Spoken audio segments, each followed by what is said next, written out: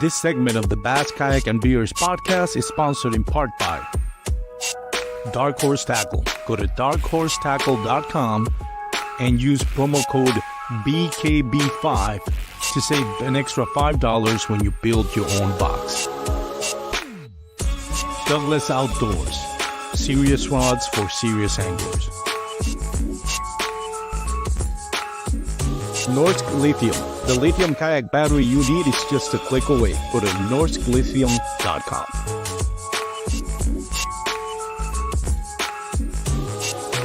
Catch Outdoors, the official measuring board for all 3 national trails. Go to catchoutdoors.com and use promo code BKB5 to save 5% on your next online purchase.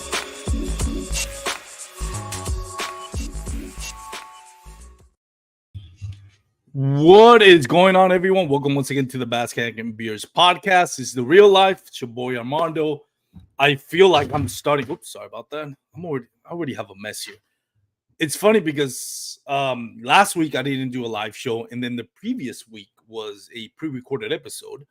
So I feel like I'm starting all over a podcast. So everything is a mess right now. It's funny how I forget to do things so quickly.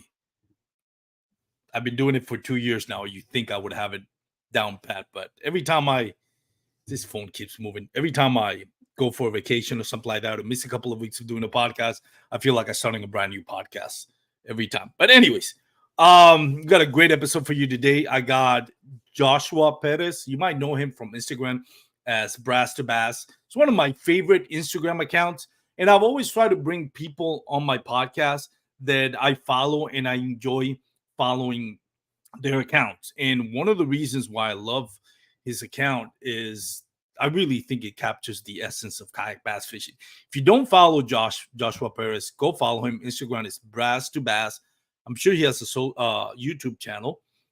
He might have a Facebook channel as well. And maybe, who knows, maybe, what is it? X, not Twitter anymore, and maybe TikTok, but we'll let him tell us where you can follow him other than Instagram. I personally follow him on Instagram and on YouTube. And like I said, I enjoy his content. It feels very organic, and it feels like the dude really enjoys bass fishing. And I was talking to him about it because I really don't feel when I watch his content that I am being pressured or pushed a product. And that's one of the things that, and sometimes I may be guilty of, when you have a social media account, when you have a podcast, it costs money. Maybe not the social media, but the podcast. So you try to get sponsorship to kind of offset. Plus, bass fishing and kayak bass fishing is expensive as it is. So always try to get something you either make some money or at least, get covered in some of the expenses like batteries, kayaks, rods, reels, all that stuff. So it's always a fine line in making sure your content is organic. Not promoting yourself too much. Like, I don't want to always promote my podcast. I want to put enjoyable content. Like, I don't want people to follow my either Facebook or Instagram and feel like every time they log in to my social media account is for me to push them into watching a video, listening to a podcast, or buying this product. But then again, part of the social media thing is that. So, like I said, I've always enjoyed this content. Do this from Florida. I love fishing in Florida. That's one thing, one of my favorite places other to Texas to fish. And it's just because the proximity to the Gulf Coast, the Atlantic Ocean, and all the freshwater fish and all the exotic fish and all the huge bass that are in Florida. So we're going to be talking a little bit about fishing in Florida. We're also going to be talking about his social media content, his journey, not just from the standpoint of growing as an angler, but growing as a social media content creator and growing his account, which, like I mentioned, it's very organic. Couple of announcements.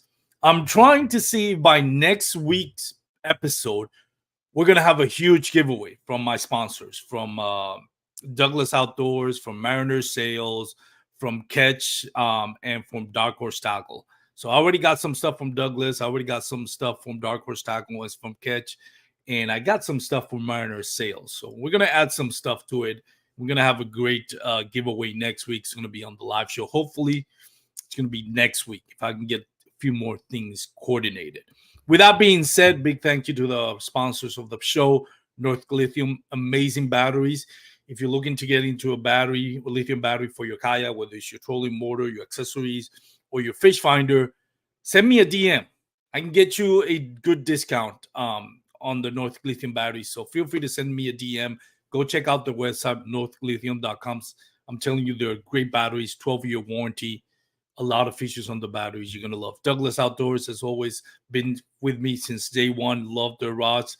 The new Era rods, you can get them if you live in Texas at East Texas Paddle Sport.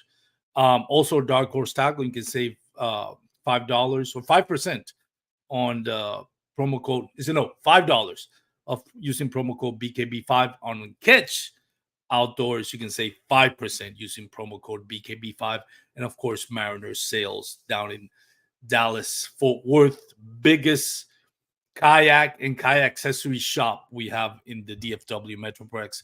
If you live in the DFW Metroplex or close to it, go check out Mariners Sales. With that being said, let's bring Joshua Perez in. Josh, thank you for hanging in there through that long intro, man. How's it going? Good, man. Everything's good. Speaking of, we're going to talk about beers, and I forgot to crack open my beer. I was waiting for you, man. I'm about to. I know. Right now. Well, let's do it together. It worked out perfect. 1, 2, 3. There we go. What beer do you have, by the way, if you don't mind me asking? So this one in here is a Space Cowboy. It's a local brewery by my house. It's a 8.3. It's an IPA, and I like IPA. So I've said this on the podcast many times. By the way, for watching on YouTube, Facebook, or Instagram, drop us on the comment section. Let me know where you're watching and listening from. If you have any questions for Joshua or for myself, feel free to put them on the comment section. We'll do our best to get them answered. Like I mentioned, I used to drink a lot of IPAs when I was in college. For whatever reason, I developed, I don't know if it's an allergy or what, but I've become intolerable to the hoppiness of it. Like I'll still drink and I like them, but my stomach is a mess afterwards. Doesn't tolerate it anymore. I don't know why. I don't know if I mean, I'm not proud of it, but I drank way too much when I was in college. I think I screwed something up. So I don't, it really messes with my stomach. So now I'm more of a Pilsner, a lager, and for whatever reason, and you let me know if you're the same way. I love stout beers, like milk stout beers, but I wouldn't say I can only, but I really enjoy them in cold weather. I don't enjoy them in hot weather. I don't know why. I mean, those aren't too bad. I stick to like the IPAs, the lagers, the amber beers. Amber's another great beer. I'm really big now on breweries. So I used to drink, when I would drink beer, especially like in the military, I used to drink like the big brand name that beers that everybody drinks. You know, the Heineken, the Coronas, and I shied away from that ever since I started going to like breweries because they make awesome things, man. Awesome beers.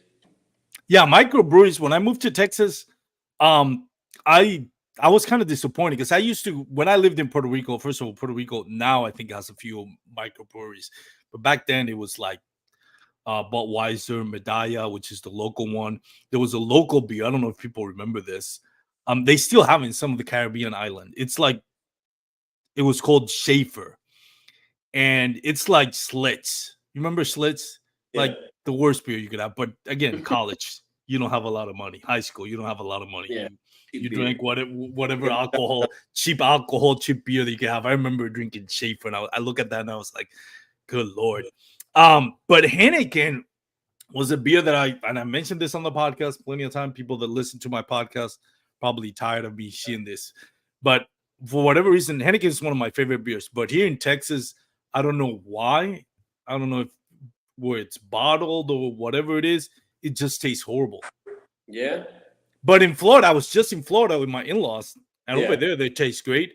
In Puerto Rico, it tastes great, but over here in Texas, whether it's draft or from a keg or a can, it's still horrible. Wow. I don't know why. That's interesting. I've never even heard of that. I know it's I don't know. That's Maybe it's interesting. just a vibe. Right now, I think one of my favorite ones out of not being like the big brewing companies, not like I'm the same way as you. I enjoy microbreweries as much as everybody, anybody else. And Gerald Smith was, yes, Gerald, the one I'm holding in my hand. He's commenting on Instagram. Junglet. That's my favorite like major beer now. Yingling's a good one. I do drink Yingling too. Yeah, it's a nice one. Good choice. What's your favorite microbrewery in Florida? Uh, I'm assuming. in Florida, so there's one called the Tank down in Miami. So that's where Nice. I'm from. I was born and raised in Miami, and Miami just started doing a lot of breweries down there, where because the whole nightlife is all about like clubbing and all that stuff, and I don't do any of that. But they just started doing breweries, and one of them, besides Lincoln Beer, that's another one that's a really good one. But they have one called the Tank, and that's a pretty good brewery. I like it. So you live in right now. You live in I don't know why I thought you lived in Central Florida, but you I live do. more. I do. Okay, that's what I I thought. moved out of Miami and I moved to Central Florida. So I would say the one I like out here would probably be there's one called the Tactical Brewery that's pretty good. Nice. It's owned by a couple of Marines, so That's good. And you have a military background as well, right? yeah, I served in the Marine Corps. Yeah. Tell me a little bit about your military background. So I did 4 years. I went in 2009. So ultimately, my dad gave me a choice. He's like, "Hey, you're about to graduate high school, so you have a choice. You could either go to the military or you could go to college." I was already done with school, so I'm like, "All right, military it is." So I signed up. I went to the Marine Corps. I did 4 years. I went from 2009 to 2014, and I served 2 tours overseas. One of them was Afghanistan, and the other one was Japan, where I did a mute for Syria because there was something going on with that they had us go out there. And then when I got in 2014, I moved back down south to Miami, where I was born and raised. Which one, without going into details, because I know that's either confidential or something that doesn't get talked about. But which one to you was tough, for Afghanistan or Japan? I would think Afghanistan, but I'm assuming I don't know what you're doing. Yeah. Afghanistan was interesting. Yeah, Afghanistan was I guess you could use the word tougher. Japan was more of like a workup. We were doing a lot. We were either training a lot because we were probably going to go into like another war or whatnot, or we were drinking a lot. So Yeah. it was one of the two, So it wasn't too bad. But yeah, Afghanistan was definitely worse. Was it hard to kind of, when you got back home, go back to a normal, I guess I should say, a civilian life? Was it hard for you? Yeah, I think it's hard for, I would say, the vast majority of military members, because you got to think about it, like when being in the military, everything's structured, everything's laid out, everything's on time, and the way we kind of like speak to each other and the rank structure and all that stuff, like all that is like it's completely different from the civilian world, where civilian world's lackadaisical and nothing's really on time, and sometimes you have people show up on time, some people don't, and just you can't speak to a normal civilian like you would speak to another Marine, right? Like another Marine, you say something to them, and that's just normal conversation. Where if you say it like at work nowadays with a civilian, you probably get fired. Yeah. So or written up or something. So it's definitely a transition. Especially coming back from like Afghanistan, where like, dude, I didn't shower, and some people might be like, "Wow, it's disgusting," but I didn't have a running shower for 6 months. No. I showered. I can ask anybody that deployed me. We would get a bottle of water. We would pour it on a t-shirt that we were wearing that day, right? Pour it on a t-shirt, and then use that to wipe each other down or wipe ourselves down, and then we would get that dirty shirt and throw it into a can where we carried because I used to shoot artillery, and we used to have a round called the Excalibur, and it used to come in a canister, and we would throw all the dirty shirts in there, where then we would get soap, put it in there, and that's how we would do our laundry. Wow. So yeah, sometimes all our shirts were dirty, so we would have to like share shirts. Like, hey man, I'm gonna use this one to clean my armpits. You clean your armpit. It was crazy, man. It's just it's definitely makes you makes you really appreciate, the little things, man. Like I remember coming back and I took a hot shower and my family was like, "You're in there for an hour," like, and I was like, "Yeah, don't shower for 6 months before while you're out there, and then you come tell me how long you want to take a shower for." So it's definitely it's different, man. It's a culture shock, but I'm grateful for it. I wouldn't change a thing, to be honest with you. I enjoy watching. When I say this in a respectful way, like I find it fascinating to watch movies that tackle that subject. One of my favorite ones, and of course, I haven't gone through this, so I don't know how real this is. And I'm going to ask you, so you start thinking about that answer before I continue. But um, what do you think is if you watch war films that deal with that matter of adjusting, which ones do you think is some more realistic? But one of ones, my favorite one was with Jeremy Renner, the Hurt Locker. I don't know how factual or how close to reality that is, but I always fascinated. One of my most fascinating parts of the movie is when him just going back. Have you watched that movie? I think that came out before I went into the Marine Corps, so I want to say I did. Is that the one with the guys like an EOD? Yeah, explosive. Yeah, yeah, and yeah, I've seen that one. when That's he I wouldn't say that's realistic at all.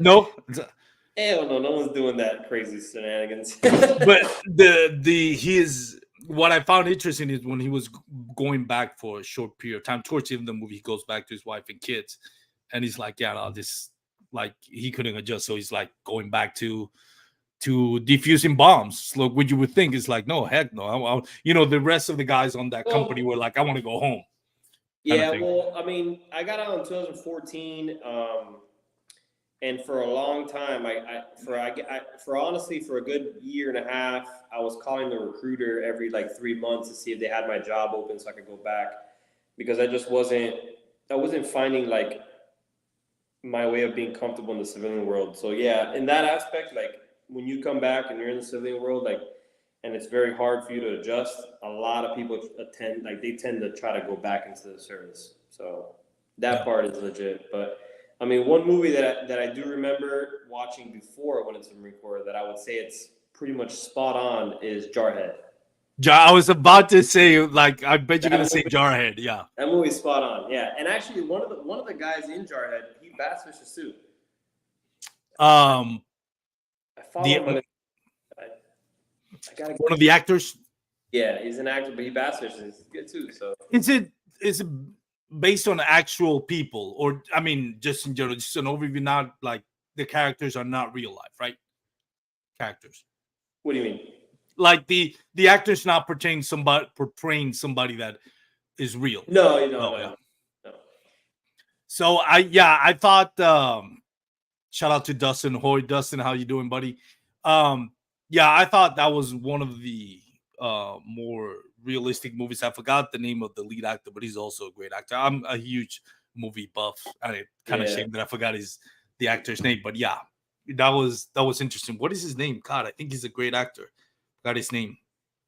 Anyways, um, so you moved from Miami to you were born and raised in Miami, moved to Orlando. Let me Yep. guess, Joshua Perez, Cuban American heritage. Yeah, yeah. Grandparents are Cuban. My parents were born here in the United States, but yeah, Cuban background. Which one do you like living more, Orlando or Miami? Or Central Florida, I should say. I don't know if you live in Orlando. I live in like the Central Florida. I would say the Central Florida bass fishing is better. Yeah. It's a little bit slower pace. Miami's more like the nightlife and stuff like that. And that's not really my scene. So. Yeah, back in college days, I loved going to Miami party, Oh yeah, but if you want to I party, would not live in bring Miami for any. down You there. cannot pay me to live in Yeah. Miami. No way. Florida, Central Florida, I love. My in-laws live over there. My father-in-law lives over there. I just got back from Central Florida. We're staying at Clearwater. I absolutely love it. Love Florida, Central Florida, not South Florida. Don't get me wrong, I love Texas, but if there was other place other than Texas that I would live, probably Florida would be second. I'll tell you this though, it's funny because I grew up in Puerto Rico. I lived in Puerto Rico till I was 37, 38. So I'm used to hot, humid weather. I moved to Texas, been living in Texas for the last 12 years. Every time I go to see my in-laws in Florida, I try not to go in summer, but sometimes like this year it kind of worked that way that I went in summer. Yeah. I forgot how miserable humidity is. Oh yeah, and Florida Dude, is it's horrible. crazy. But actually, to talk about Texas, I was actually thinking about moving to Texas. That was one of the states that I was probably going to move to when me and my wife were talking about moving. So interesting that you live there. Oh, I love it. We were thinking about Absolutely moving, love it. but we ultimately stayed in Florida, like because my whole family's here. So we're like, hey, if we move to Texas, we're probably going to have to either take a plane or a very long drive to come see family. And if we stay in Florida, then the drive's not too bad. So ultimately, we just said, hey, listen, let's just move up north. And that's what we did. So Nice. How long have you lived in Central Florida? Maybe you said it already. I just missed it. this past March that just passed by, 1 year. Oh, so you recently moved to Central Florida. Yeah. What's so how long have you been doing bass fishing? Not just kayak bass fishing in general. Bass fishing. Or let me rephrase that. How long have you actively, like consistently been doing fishing? Actively, probably going on 3 years now. Yeah. And all those times been bass fishing, or were you starting on something else? Just bass fishing. Yep. Down south was a lot of like largemouth and peacock. Peacock Yeah. are very like popular down south. So I was just trying to catch whatever at that point. But yeah, I just do largemouth. That's what I really, really enjoy. Nice. You enjoy peacock as well? The fight is better. Yeah. It's definitely a better fight. But I just love the larger one, man. The green bass are just my thing, man. I love them. And it seems like Central Florida is actually better for bass fishing. And you can correct me if I'm wrong. Obviously, you live there. I don't. And I've never been bass fishing in South Florida. But do you? What's the difference between bass fishing in South Florida and Central Florida? No, they're bigger up here. Yeah, Really? yep. Well, first of all, not only they're bigger, but there's so much more lakes and opportunity to Yeah. deploy kayak or boat or whatever or bank fishing. The opportunity here is there's a lake in every corner. Where down south, I would be fishing in like some lady's backyard and have her come out yelling at me to leave, you know? And Yeah. that's what I was dealing with down there. Where up here, everyone bass fishes, you know, like all the way from like you see kids bank fishing all the way to like, you know, grown men with boats or kayaks, and it's like the thing here. And that's what really gravitated me to Central Florida. I told my wife, I'm like, if we move anywhere, like it has to be like there has to be bass there because that's what I enjoy doing. So Yeah. like that's why Texas was one of the ideas because I was like, man, you know what? One of the states I wanted to go to because I know Texas bass are pretty big, you know. So And it's and the bass that we use because Texas bass in itself, and I could be wrong, but from what I understand, they're not even native to anything like west of Alabama. Like they're all introduced species. Like so bass Texas bass is really a lot of it is the foundation of it is what they call the F1 Florida strain bass, yeah, which from what I understand, and I'm no biologist expert, it's one of the things it's like it's very finicky and very prone to when there's cold weather snaps just completely shut down. And whereas other places bass fishing further up north, especially smallmouth bass, you can still catch them on winter. Here in Texas, and from what I understand, also Central Florida, it's a lot tougher, especially when you get all of a sudden those cold snap. And one day is 80, and tomorrow we're in the mid 40s, something like that. yeah, it gets a little tough. You got to fish a lot slower. Yeah. What's your favorite lake in Florida? My favorite lake in Florida, man, I'd probably say Lake Toho only because I've been fishing that lake quite a bit lately. There's a big tournament coming up for Florida Kayak Bass Trail, and the very first tournament is on Lake Toho. So I've been really trying to get familiarized with that lake, and I've been having a good time on there. I've been catching a lot of bass, a lot of good quality bass. So I feel like I've gained such an attraction to that lake. But there is a lake that I know that if I fished more of it, I'd probably fall more in love with it. And that'd be Lake Okeechobee, which everybody Yeah. knows. But I haven't really. I've been to Lake Okeechobee twice on the kayak. It's a little tougher because when you do put on the kayak, all the good spots where everybody fishes, they're very far, Hmm. and everybody knows on a kayak like. You're only going 3-4 miles an hour, 5 if you have an outboard electric motor, but it's a little harder to get to spots when you're fishing Lake Okeechobee. So I've been on there twice. I've caught some fish on there, but it's not a lake that I try to gravitate to too much because again the trips are just they're too long and I'd rather take advantage of my time and be on a lake that I can just 5 minutes down the lake and I'm already at a spot that I know that can produce bass and whatnot. So Also, I think and again, correct me if I'm wrong. Like when I look at Texas map, and it seems like it's Florida Wildlife Protection is trying to conserve that. There's like a central corridor, like nature corridor, all the way from the Everglades all the way up to the Panhandle, where it's just like right in the center of it. Everything seems to be connected. You get a lot of surprisingly, I was surprised to see a lot of like not see, but see posted signs of wildlife like cougars, the real cougars. yeah, um bears and stuff like that. yeah, And it seems like when I go visit my in-laws, it seems like almost every lake is connected. Like everything is just like one huge, yeah. A lake. lot of lakes do connect. Yeah, they Yeah. do.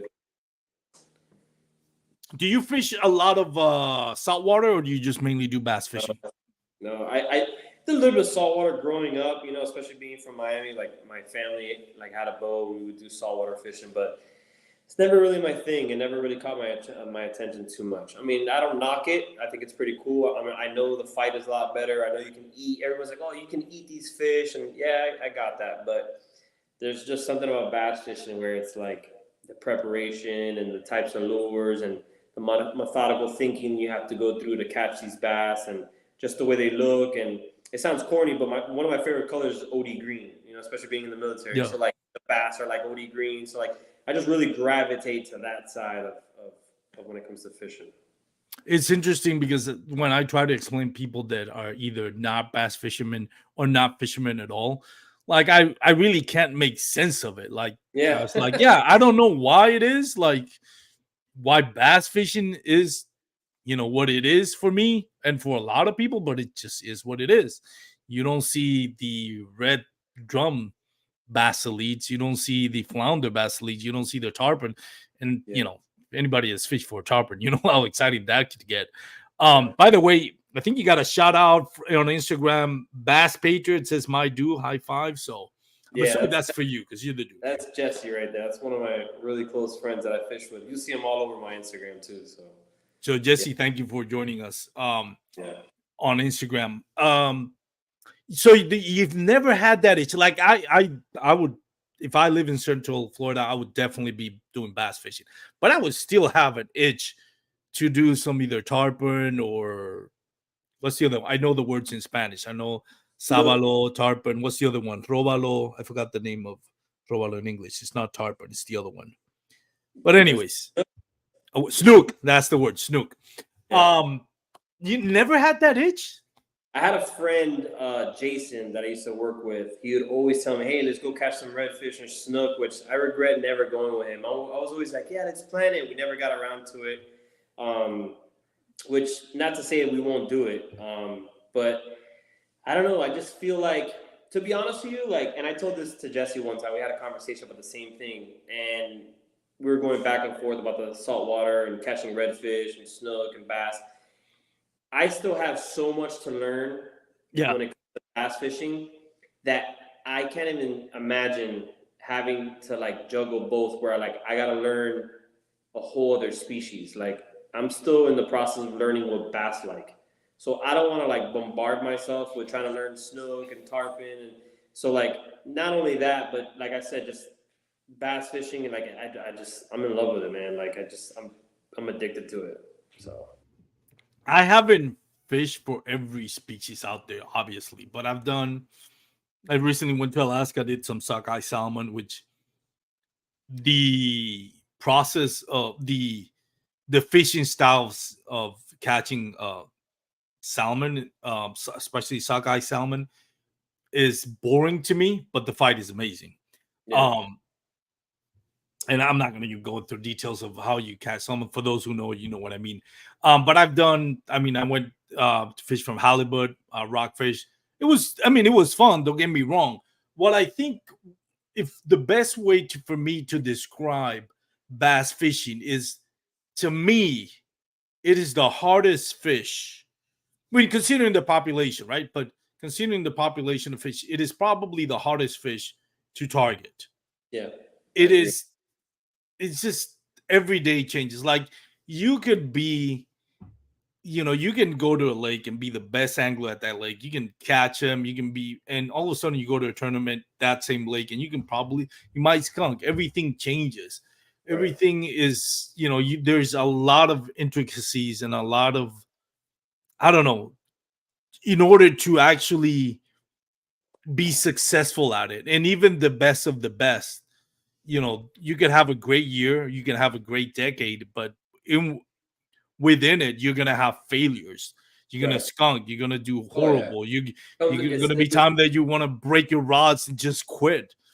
So that's why I think it's interesting. yeah. You never stop learning about it. What I like about it, it's not like you can go, and this is not to knock anybody who likes saltwater fishing. I'm not Yeah, doing that, but it's like you could go saltwater and you could chum the water, and you're gonna have all yeah, these other species come. Bass fishing is not like that. You can't. There's no like tricks to do. You have to check the weather, the water temperature, the wind, what direction it's coming in, the water clarity. There's a lot of thinking to it where like there's a lot of thought process to it, and that's what I enjoy. Especially like the day before I go fishing, like looking on my wall behind me, I'll be like, oh, I'm gonna pick this, and I think this is gonna be good. And I'll look at my phone and I'll look at the weather, and the preparation of everything is what really like excites me. And me and Jesse always talk about it, and Marvin too. We always talk about the preparation is probably one of the best parts aside from being on the water and catching bass. So yeah. yeah, It's the mental struggle. It's that you really have to be engaged mentally, yeah, being the moment to really, have a good day of bass fishing. And I think that's what attracts us. That's what makes us gravitate to bass fishing more than any other fish. It's just that, and again, don't get me wrong, like you mentioned, there's a lot of great species you can target and everything, but there's something about trying to break down the bite of bass fishing that really requires you to use all your senses pretty much, yep, and be village vigilant of the moment, what's going on. right. Read the nature, like, in a way. I'm not explaining this correctly. I'm having trouble organizing my thought, but it's just being there and trying to look at nature and feel like what's going on here, what's Yeah, put the pieces of the puzzle also together. together. Yeah, You whether it's the clouds coming in, and you know that the sun's going to be covered, or if it's a sunny day, what lures to use, or yeah, just putting the pieces of the puzzle together. It's the most exciting part. And then when you catch a bass and knowing that you put all the pieces of the puzzle together, catching a bass, that's like the best part because you feel like you accomplished something. And then my thing and my take is, even when you do your homework and you put everything together and you go out, even if you don't catch anything, because there's days that we skunk, and those hurt, but yeah, it's a learning curve because you can say, okay, on this day I was at this point, I was fishing this type of weather, I was throwing this, and it didn't work. So, at the end of the day, skunking is still an opportunity to learn something. So that's yeah. what I like. I remember basketball coach in high school always said you learn more in the losses that you do in the victories, which is true, because you understand how you failed. If you couldn't, if bass fishing all of a sudden ceased to exist, what fish would you target? If bass fishing ceased to exist, man, that's a tough one. I'll probably go for the snooks and all the reds. Because the Yeah, snook is kind of like a bass. yeah, So I mean, I'd probably lean more towards that side. I'll give the saltwater a chance. So if anybody's watching that's like saltwater, there you go. I'm on your side right now. What's your favorite part about bass fishing? What do you enjoy most about being on the water in your kayak? Man, just being out there and being in the nature. Like honestly, like everybody who bass fishes loves to catch bass. So for me to say that, it's kind of like it's the given. Mhm. But being out there in the nature, especially on a kayak, because kayaks are more personable, it's more adventurous. You know, like the boats are cool, man. I love the whole boat thing. You know, maybe one day I'll cross that bridge, but being on the kayak, being so close to the water, being able to get to spots where bass boats can't, and just being out there in the nature and seeing the birds and the gators and all the wildlife and the different type of cypress trees coming out of the water and just being in that atmosphere. I wish I could do that every day. Like that's just it's like the icing on the cake, right? And that's What's probably my the on your bucket list for fishing trips, whether it's bass fishing or any type of fishing? Jesse. If you're watching this is for I you. think he is. Let me double check. Hold on. This Nope, he question is for left. he left. All right. Yeah. Well, Jesse will see this. So me and Jesse and Marvin are planning a trip to go to Lake Lanier. That's one of our go-to spots that we've been planning for the past year and a half, and we haven't done it yet, but it's coming. It's coming. So Oh, by the way, he's back. Jesse's back. So Jesse's back. All right, Jesse, Lake Lanier. We have to do it soon. He asked me when was the our next destination where we want to go to, and Lake Lanier is definitely on my bucket list. So let me ask you about that because I know you referenced Jesse and other of your friends, and we're talking about that in the before we hit the record button or the go live button, I should say. You have a good buddy system, and I want to lean that into the podcast. I don't think I've ever had an episode that talks about that. Tell me about that. Your support group when it comes to bass fishing. yeah, so me, Jesse, and Marvin, we have a group chat together, and the majority of the chat is talking about bass fishing. So I remember one time, which we haven't done in a while, but we have to start it back up. We used to do a thing called Tip Tuesdays, where we would gather a tip throughout the weekend or Monday, and it would be either on YouTube or Instagram. And then on Tuesday, we'd all share that tip so we can all learn something from that. So we kept doing that for a long time, which was honestly a great part of the learning curve for all of us. And it was very helpful, and we would also drop the links on the chat and say, hey, I got it from this guy, or hey, I got it from this YouTube channel.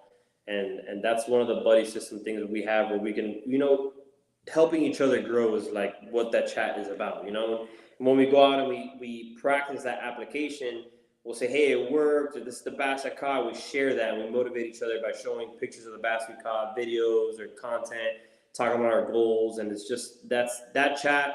I wish we had more anglers in it, to be honest with you, because it's a chat that we have that it's just bass talk. I mean, we joke around with each other a lot, especially Marvin if he's watching this. We joke around and we like dog each other out, whatnot. But I mean, for the majority of the part, it's to help each other grow, and I love the chat, man. Honestly, What who is giving you the best advice and what was it out of the group chat?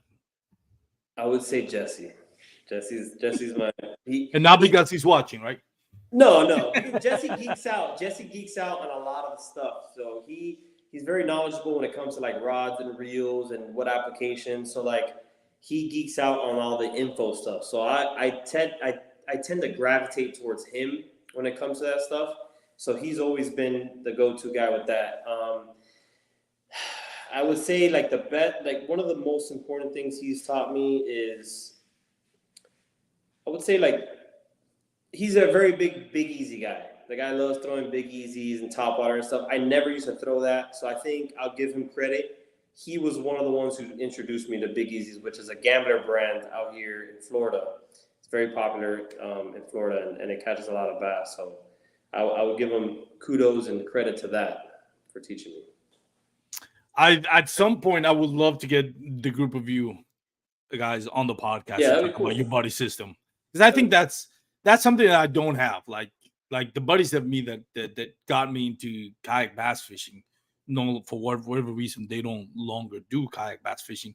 So now I've made new friends, but it's not the same as having your friends that you kind of been connected for years prior to bass fishing and kind of have that now in common. So I don't have that, and it's to me, and I've mentioned this before. This is one of the reasons why I started the podcast, to have people to talk to, because I see the value in getting people to talk to me about bass fishing. Well, That's one thing fishermen can't stop talking about their yeah. catches, right? I And how they actually, caught it. I actually met Jesse through fishing, and I met Marvin through Jesse. So the funny fact is, I met Jesse at a bass tournament. It was a local shop down south in Miami that was hosting a bass tournament. And I remember he was in line buying a reel for Marvin, which I didn't know them at the time. And he was standing in line, I was standing in line, and I was just, I made conversation with him. He was into bass fishing, but he was fishing off a bank. So the tournament was either bank, kayak, or boat, whatever you want. And I told him, hey, I fish off a kayak, and he was like, oh, that's pretty cool, but I'm thinking about getting a boat. And we went back and forth with her. I ended up getting his contact number, and we stayed in touch. I was the one who got him into kayak fishing. So he bought a kayak, and then Marvin bought a kayak, and from there we got together, and then it went from fishing Ascend T12s to fishing Old Town autopilots. So it's definitely evolved in the short amount of time that we've known each other. But I mean, I feel like I've known those guys for forever. And correct me if I'm wrong, but looking at your social media content, one of the things that makes your social media content so successful is the pictures and the videos are just awesome. The quality of it. I'm assuming, and correct me if I'm wrong, that's kind of the same group. Like somebody in your group is taking the in that chat group is taking that video or picture. Sometimes I notice some of it is with your GoPro, but I notice sometimes like, oh, that's got to be somebody taking the picture. And by the way, they're great pictures. That's all me. Really? That's all me. There is one time that I did do a photo shoot with a buddy of mine who has a kayak, and he's really big in photography. We did do a photo shoot, so if you see one that's like someone taking a picture of me on my kayak, then yeah, that was my friend David. So if you go on my Instagram, you can follow him. He does great. If you're in Florida and you want some nice photos taken, he does a great job. But I mean, 98% of what's on my Instagram has been taken by me. Yeah. Oh, nice. Yeah, the pictures, the solo pictures that I've seen, are great quality. That's one of the things. I enjoy the reels as well, obviously, but the pictures is like, man, these are really professional shots. Yeah, that's David, man. That's a great guy too, man. Great guy. Yeah. You mentioned you share a lot of tips from social media with YouTube videos. I'm assuming that you watch. What are some of your favorite social media content creators and channels that you follow that has helped you? Man, put me on the spot there. I like Tyler Real Fishing. I tend to really lean towards him. He's a very knowledgeable angler. I really like his content. I like the way he really goes into detail on what to use and how to use it, what application. And that's probably the number one page that I tend to lean on. Yeah, he's a good dude. I don't know him personally, but I mean, from what I can see, he's a really good dude. Yeah, there's some good, a lot of it, and again, because of that diversity, there's very few places or states in Texas where you can get, fishing from the Atlantic to the Gulf to freshwater and have quality fisheries, on all sides. And I think that's why you see a lot of content creators from Florida. Some of them are great. Some of them I've seen. I was like, I don't know what they're doing here. But that's neither here or there. But yeah, no, I agree. There's some great. Tyler Fishing is one of them. One of my favorite ones as well. I think it's enjoyable, and I feel like for the most part when I watch his content, I feel like I'm entertained, but at the same time, I get something out of it as far as to incorporate into my style of fishing. Right. What is, considering that you're in Florida, what is your favorite style of fishing? Are you more of a top water, big swim bait, power, finesse, or all around? All right, so that's a conversation that I've had plenty of times with Jesse Marvin as well. I don't. I'm gonna be honest with you. I don't have a favorite. Jesse, if he's lying, throw it up on Instagram. You can throw it up there. I don't have a favorite. I wouldn't say this is like my go-to. I do like flipping. I Yeah. know it's a lot slower, but the bite's a Yeah. lot better. I love frog fishing. Yeah. I love anything. If I were to lean to something just to answer the question, it would probably be top water because the blowups. Who doesn't love a blow up? Yeah. But I mean, we're in Florida, so flipping is definitely something that I enjoy doing. Actually, I have my flipping stick right here to show you guys. To show you, it's my flipping stick right here. So Nice. What tell us about that setup? this is a Daiwa. It's an 8-1, and it is a 7-9. So Power, man, I'm assuming extra fast, heavy. yeah. So that's what I use it on. I use it on 50, sometimes 60-pound braid, depending on what I have it on. Right now, I have 50-pound braid on. So What's the length of that rod? You 7-9. 7-9, right? I was just having a conversation yesterday with Kristen Colabelli from Douglas Outdoors, which I'm partner up with for the podcast. I love the rods, and we're talking about, they're from upstate New York, Phoenix, New York, and they were asking feedback. What do Texas anglers like? And it's like, well, I mean, flipping sticks. I've noticed on kayak fishermen, it's two camps. One is like the 7, 9, 8 feet. I got my Yeah. flipping stick. It's a 7-11. Yeah. Extra fast, heavy. It's a broomstick. I love it, but I honestly much rather have the accuracy and throw a heavy, extra fast 7-1, 7-2 rod. That's me personally. A shorter rod because you're on the kayak. Yes, that's one thing. That's because I'm on the kayak, and it just gives me a little bit more accuracy, right? Like it's a lot easier to flip. Depending. Sometimes when you flip, I mean, sometimes the grass mats get heavy, and you need to throw maybe even close to an 1 ounce bullet weight. So that one you kind of advantageous to have a longer rod. But that's what we're talking about. Like, what he was asking my feedback. What do Texas anglers want? I'm like, man, it's gonna be one camp or the other. I see the benefits on both, but I think most Texas fishermen, or at least most kayak fishermen, just love the shorter rod. Yeah. On a boat, you're a little bit higher, sitting on a boat, so I can see the advantages. Well, there's always an advantage with having a longer rod, especially on the hook set. But Right. I don't know. It just seems like for me, shorter rods are good for that. Yeah. But I mean, it's as long as you're catching them, that's what's important. That's, It makes sense though. What you were mentioning, it's like you're Florida. That would be my top two answers that I would think would be, if I had to bet what is Joshua going to respond, I would probably say either top water or flipping. This is Florida, it's not going to be deep cranking baits. Nope. I wish it was, man. I wish it was. I have a couple of deep cranking baits I've been dying to take to Lake Lanier because I know over there it's deeper fishing. But yeah, it's definitely flipping and top water over here. By the way, Lance McQuarter, what's up, y'all? He is the owner of East Texas Paddle Sport, like I mentioned in the intro. They do carry Douglas rods. They do have the new Era rods, which are less than $100. You can check him out. And we're also sponsoring his trail. Lance, I don't know if Lance given one rod per trail to either the winner or the big bass winner, one of those two. But we're getting some rods out there for some Douglas rod for East Texas Paddle Sports and the East Texas Trail. So go check him out, especially if you live in East Texas. Great dude, Lance McQuarter. Moving on to, let me ask you a couple of rapid fire questions.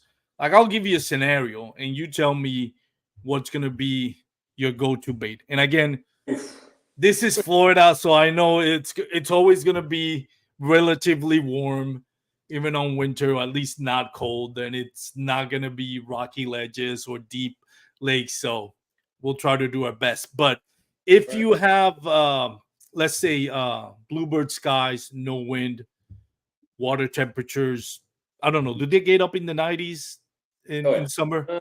Low 90s, yeah. Like 92. Low 90s, bluebird skies, no wind, grass mats everywhere. What is your favorite bait. Give me all the way down to the trailer. What's your favorite trailer and all that? In that application, I've been throwing a speed worm around. That's been working. So, I mean, it's either that or I will throw a swim jig. So, I mean, the reason I say that is because today early in the morning, I had clear sky, same scenario. It was a little bit hotter. It was right before the storm came in. And I've been throwing swim jigs around, and the swim jigs have been working. So I would do that. I have what I threw today. I don't want to throw too much out there because I have the tournament coming up. It was a 6 cent swim jig, and I don't want to say what trailer I All threw. right, that's fair. I appreciate you not lying. You could have gone that route, but I appreciate it. Let's go to the opposite. Like I don't know what a typical cold weather is for Central Texas. I'm assuming it's you guys get into the lower 50s. I mean, every now and then you'll get a cold snap that Yeah, you'll get every like decade or so, but yeah. normal winter days, like what's the Weather, coldest you will get? yeah, Florida has its weathers where it gets cold and then the next day it's hot. It's crazy. So Yeah. yeah, we do get the cold fronts So sometimes. what's a normal cold front in Texas, in Florida? In Florida, a cold front's like it'd be 40 degrees in the morning, and then by 12 o'clock it's already like 62. And what's the water temperatures like? In typically what's the steady water temperature in winter in Florida? In winter, the temperatures are probably like in the 60s, I would Water say. temperatures. All right, so low 60s water temperatures, low 40s weather, early morning, cloudy, rainy skies. What are you throwing? I'm most likely gonna fish really slow in that aspect, so I'll probably fish like a wacky rig or a Cinco. Probably go with something very slow, worm, nothing too big of a profile. Because the fish out here in Florida, they get very lethargic, and that's probably much what I go through. I have a lot of, I would say, luck in throwing a wacky rig. I don't really typically leave my house without it. I mean, that's something I don't know. I've been throwing a wacky rig since I started. Maybe more experienced anglers will probably say like, oh, I don't throw that, but I mean, I've caught a lot of bass on wacky rigs, and they could be at any time of the year. So I'd probably say that in the wintertime.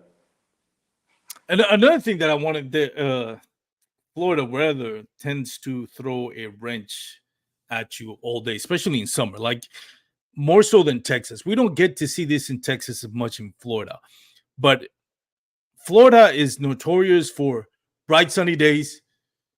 Thunderstorm rolls in for 15 minutes, leaves, goes back to the hundreds. Yeah, Do that's what you I had get today. that a lot? Yeah, I literally had that today, Yeah. and 3 or 4 times a day, not just one, by the way, oh probably. yeah, it happens throughout the day. Like 5 minutes, it'd be pouring, and then it goes away, and it's like super hot and humid, and then an hour later, the storm comes again. Yeah, that's Florida for you. Yep. So I, today I went on the water. I was in the water today at 7:30 in the morning. Um, Deployed already, and it was a sunny day. The sun was out. I caught my first bass. It was about a close to a 4 pounder. Shortly after that, a storm was rolling in.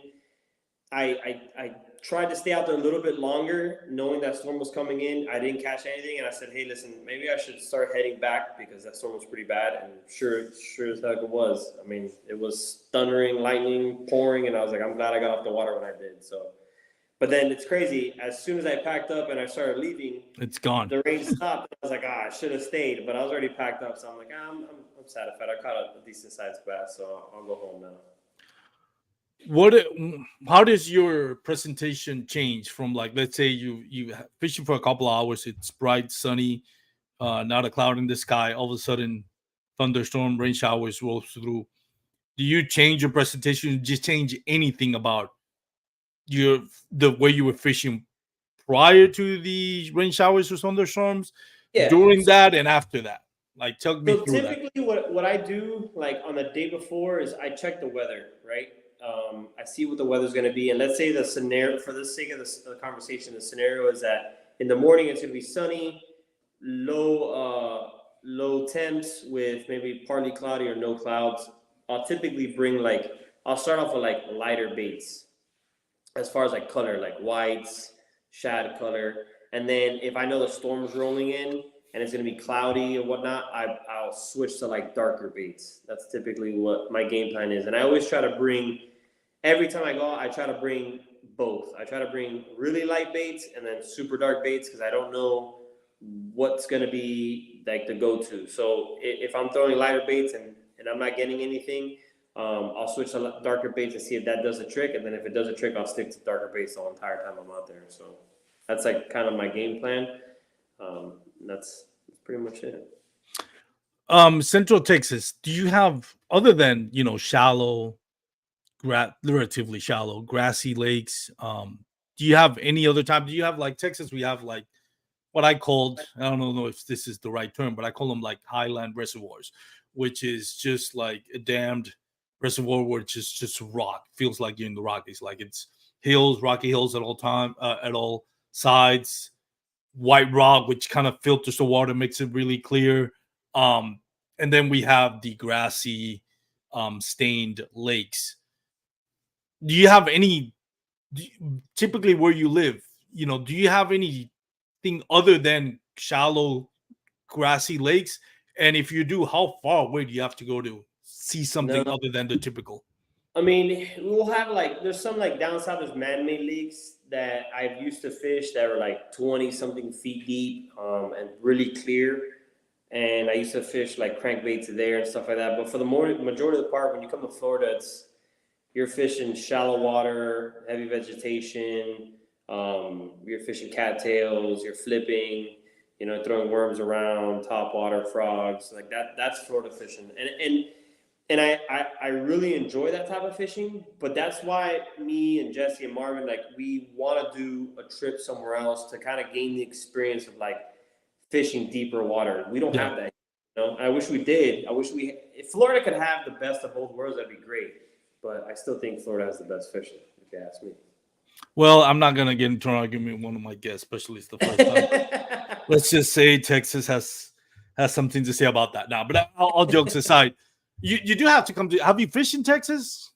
I haven't, man. But I know there's a lot of pigs out there. There's a guy that I follow called Captain Ron. I don't know if you follow him on Instagram. He's I used to did. I don't know why I don't follow him anymore. Yes, that guy, man.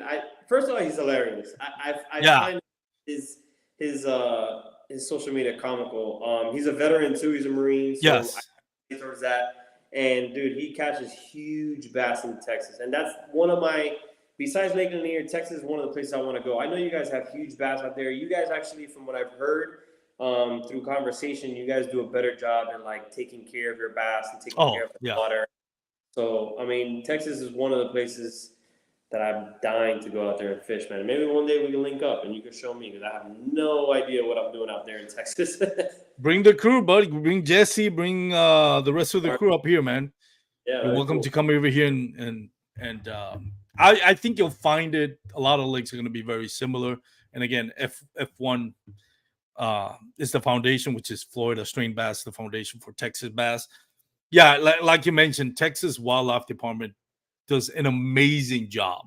I've heard, especially in the signature lakes like Lake Fork, Caddo. They just released, and it's not a fish that I would target. I don't know how you would target that fish other than snagging them, but I just saw a post. They released 5,000 paddlefish, which I find it very interesting. Paddlefish. It's kind of like like the swordfish of freshwater. Like, it's really interesting fish. Again, I think it only eats plankton, so I don't know how you would fish for that other than snagging them. But they really do take great care of the lakes here for the most part. Now, there is some controversy now with Elon Musk and Tesla moving to California. I think there's some stuff going out over there. The guys from Unpack Yakking down in Central Florida, shout out to Manny Varela. I know they got some.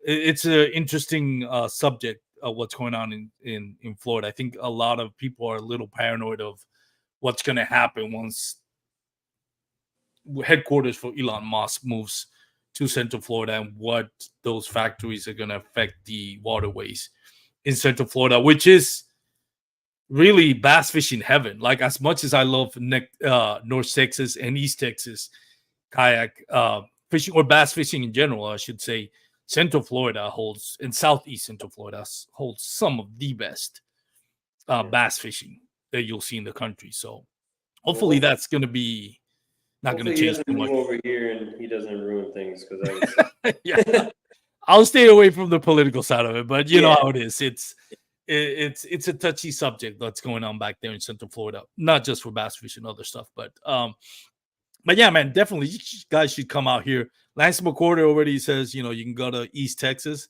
fish some lakes. I'm sure he'll volunteer to take you guys out. that'd be cool. And by the way, check out his shop. Kayak, Jackson Dealer, also Jackson Kayak Dealers. But man, I've had you for over an hour, and I don't want to take too much time. I know it's in the evening. You're a little bit later in Florida, and you have your family, you have your wife and your kids.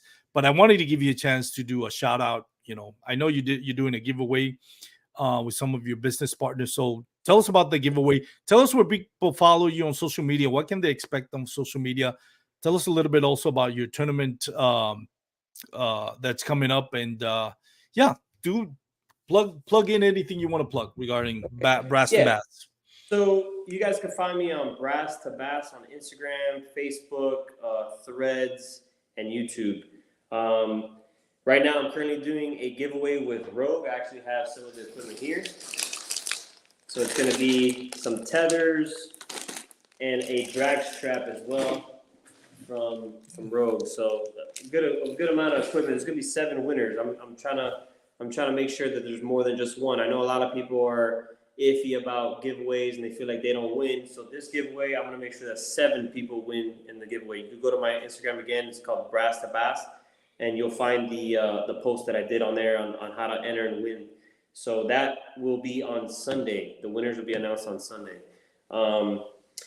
As far as the tournament, my first tournament of the season for Florida Kayak Bass Trail is going to be on September 7th. It's going to be on Lake Toho. And then from there is going to be a tournament every month all the way up to the championship. So I hope I do well. I'm just looking forward to meeting new people. I mean, I honestly, obviously I want to win. But just being out there and meeting new people and making connections, like, you and I just made a connection now. And now I have someone from Texas that I can go fish with. Like, that's like, heck yeah, 2. You got Lance too. Yeah. So that's what I'm looking forward to. Just meeting new people and finding like-minded people that want to kayak fish and just be in that atmosphere is what I'm really looking forward to. So as far as social media concerned, I love Lake Toho too. It's been doing really good for me. Yeah. By the way, fellow veteran Lance McCorder. There you or go. you. Yeah. So on YouTube, I'm having a little bit. It's a little slow over traction. I don't know if you have the same issue if you have a YouTube channel and how slow it is. But if you guys could subscribe to my YouTube, that'd mean the world to me. What I'm doing is I'm going to be doing episodes of every time I go out fishing for practice all the way leading up into the tournament. And then after the tournament is done, I'm going to be posting everything, all those episodes after the tournament to show you my thought process, what I was using, what I was catching them on, and then obviously the tournament day to show you how I did, whether I did great or bad. And I'm going to share that whole experience with you. I have already 4 episodes locked and loaded, ready to be released after September 7th. So if you guys just subscribe to my channel, that would mean the world to me. And obviously, shoot me a DM. I'll look to meet different people. So I'm looking forward to that too. And yeah. Brass to Bass on YouTube as well, right? I'm sorry? Brass to Bass on YouTube as well? Yeah, Brass to Bass on YouTube. All my social media, Facebook, Threads, and all that is all Brass to Bass. Yep. So go ahead.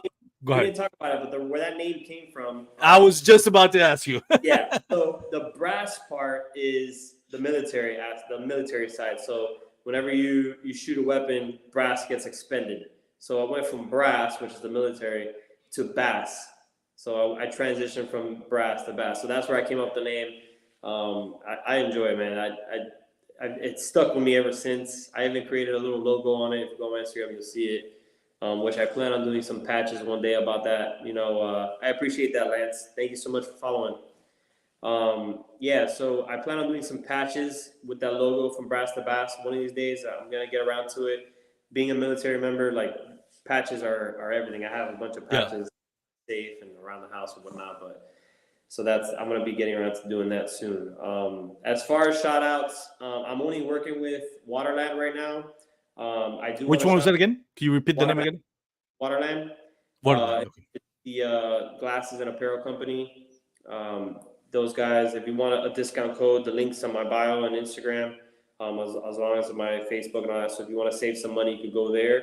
I do want to give a shout out to Rogue because Rogue sent me a care package, which I was able to upgrade the tether that I use. I upgraded to a different one, which they obviously gave me the opportunity to connect with the community and share what I have. Like they gave me all this stuff, and I told myself, I'm like, man, I can keep this in a box, and then when my tether gets old, I can switch it for a brand new one, or I can take all this gear and give back to the community, and that's what I decided to do, which is why I'm doing the giveaway.